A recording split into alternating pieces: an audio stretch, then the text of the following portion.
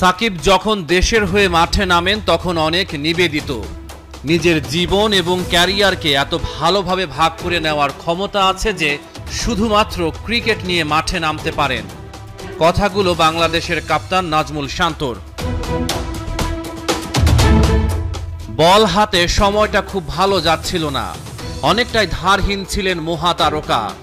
তবে রাওয়ালপিন্ডি টেস্টের শেষ দিনেই ছন্দে ফেরা সাউথ শাকিল, আব্দুল্লাহ শফিক আর নাসিম শাহর উইকেট নিয়ে ম্যাচের মোড় ঘুরিয়ে দেয়া। বহুদিন বোলিংয়ে এমন সাকিবের দেখা পাওয়া যায়নি।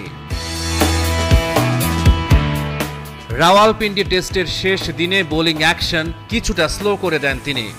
বল রিলিজ পয়েন্টে সাকিব আঙ্গুলের ব্যবহারের চেষ্টা করেন আর কিছুক্ষণের মধ্যেই পাকিস্তানের ব্যাটিংয়ের মেরুদণ্ড ভেঙে দেন।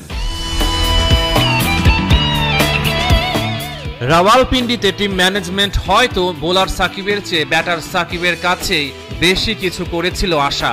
ব্যাটিংয়ে পাননি সাফল্যের দেখা, কিন্তু বোলিংয়ে নিজেকে উজাড় করে দেয়া। পাকিস্তানের বিপক্ষে প্রথম টেস্টে মোট 44 ওভার বোলিং করেছেন। জিম্বাবুয়ে ছাড়া গত 6 বছরে বিদেশের মাটিতে কারো বিপক্ষেই এত বেশি ওভার বল করেননি সাকিব।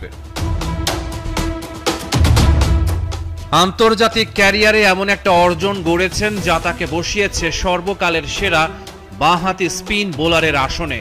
498 ইনিংসে বোলিং করে 705 উইকেট ছিল ভেটরির। সাকিব তাকে ছাড়িয়ে গেলেন 482 ইনিংসে। বাঁহাতি স্পিনারদের মধ্যে সাকিব ও ভেটরি ছাড়া 600 উইকেট নেই আর কারো।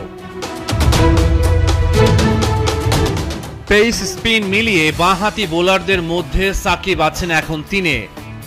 916 উইকেট নিয়ে ওয়াসিম আকরাম সবার ধরা ছোঁয়ার বাইরে। 761 উইকেট নিয়ে চামিন্দা ভাস সাকিবের উপরে।